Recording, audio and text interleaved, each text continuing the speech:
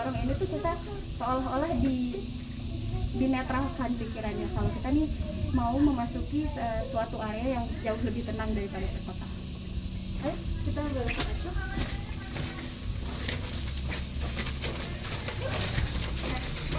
Kalau disadari ini seperti ada patahan atau garis. Jadi garis ini mengarah ke satu ruangan. Nanti kita akan lihat ruangannya. Kita coba lihat ruangannya.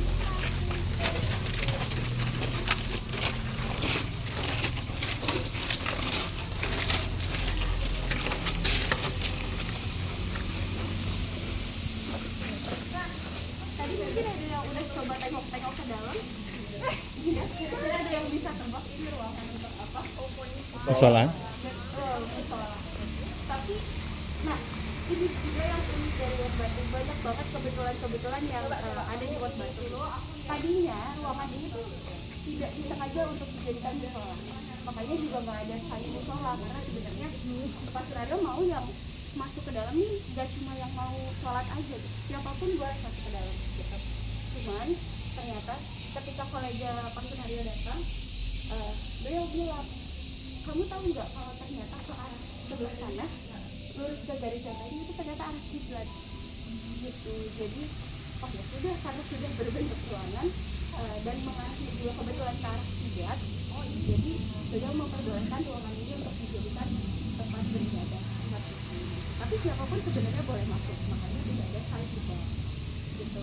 Buat sana ada keran air. Jadi sebenarnya awalnya itu untuk tempat istirahat. Kalau misalnya teman-teman habis earthing kan motor yang ada sampingnya gitu. Nah bisa cuci kaki, ini apa cuci kaki. Penemuan atau batu ini bisa sampai ke Wat Batu itu suatu hari Pak Sunario menjalankan ibadah. Itu pernah ada penerbangan yang delay sampai 3 kali. Kenapa delay? Ternyata setelah ditelusuri ada orang yang membawa bongkahan batu buah hilang gitu.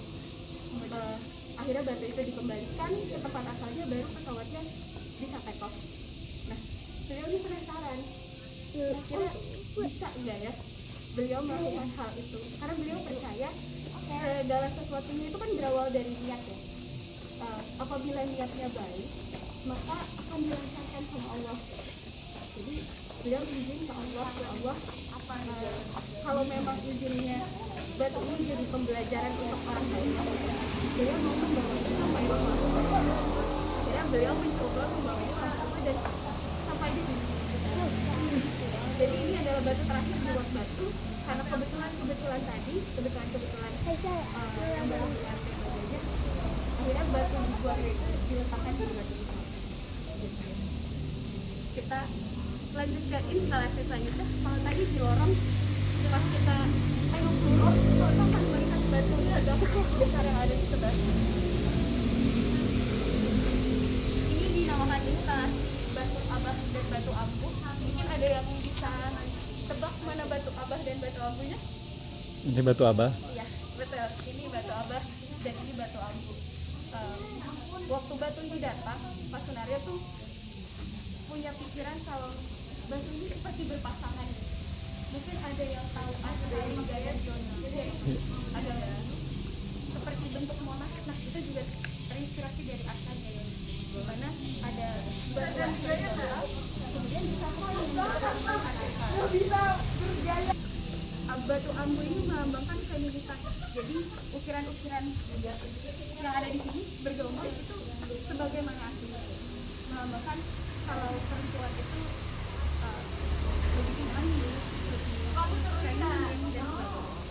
Sementara batu abah ini tadinya permukaannya halus saja, kemudian Pak Sunario membuat tekstur tegak-tegak yang melambangkan kejantanan dan ketegasan seorang laki-laki.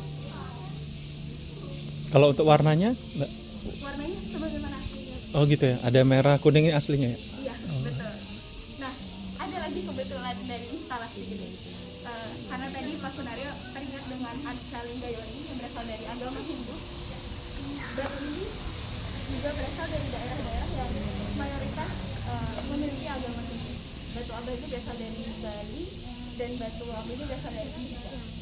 Jadi banyak kebetulan yang akhirnya maknanya Dari India. oh ternyata nyambung nih, ini representasi dari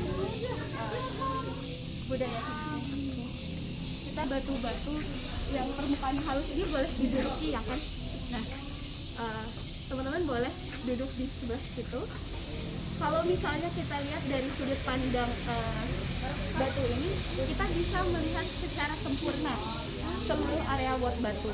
Jadi kalau misalnya kita lihat dari instalasi lain, mungkin ada beberapa blind spot yang tertutupi dengan instalasi lainnya. Tapi kalau di instalasi batu yang satu ini, itu kita bisa melihat keseluruhan instalasi yang ada di Wat Batu. Gitu. Batu ini terinspirasi dari ajaran salah satu pemuka agama Buddhis, di mana beliau mendapatkan ilham atau pesan melalui ratapan di bawah pohon gitu. Karena posisinya ada pohon besar, kemudian ditaruhlah instalasi batu itu di sana.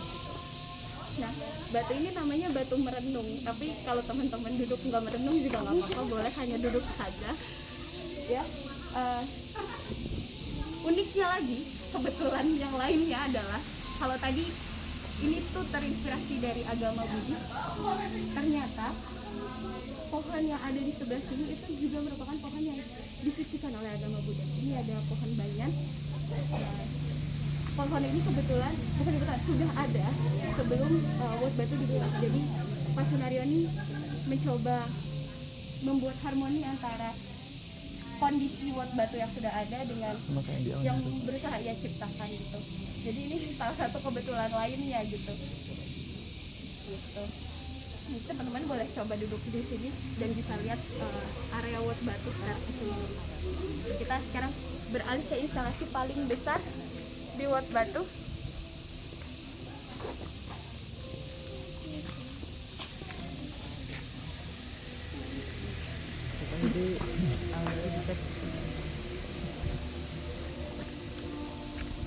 Ini ada instalasi terbesar di Wat Batu. Seperti namanya mungkin juga. Oh, ini satu kesatuan ini ya, Mbak? Ya, betul, Bapak. Ini namanya antara bumi dan langit. Gitu. Kalau tadi teman-teman bisa earthing, bisa melepas alas kaki, merasakan rumputnya.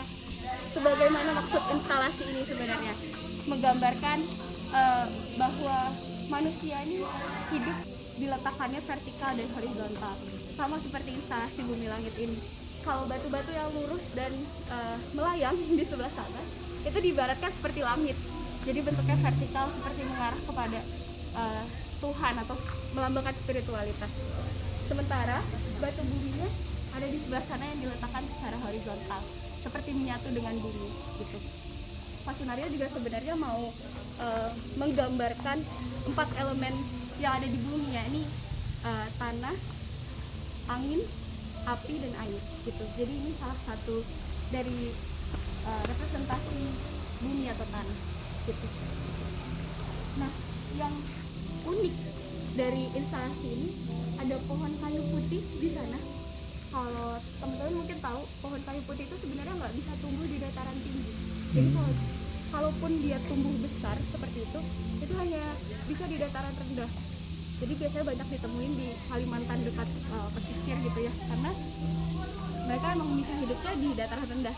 Tapi uniknya pohon kayu putih ini entah kenapa tumbuh subur di sini gitu. Kemudian biasanya mereka tuh tumbuh tegak lurus seperti ini. Tapi pohon kayu putih di sana tumbuhnya miring, seolah-olah mencoba mencari cahaya matahari atau mengikuti cahaya matahari gitu ke arah timur. Nah, akhirnya Pak Sunaryo menemukan harmoni. Oh, ternyata kalau meletakkan batunya atau instalasinya itu sebagaimana alam bekerja, maka akan ada harmoni yang tercipta gitu. Jadi batu-batu di sebelahnya sengaja untuk menandai kalaupun nanti pohon kayu putihnya itu nggak ada, oh dulu pernah ada pohon kayu putih yang berdiri seperti itu di sebelah sana gitu.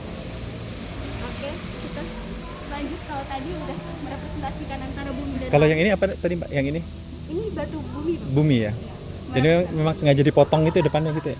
Iya, sebenarnya itu ciri khas Pak Sunaryo ya, garis-garis repetitif. Oh, garis-garisnya. Oh iya. Gitu.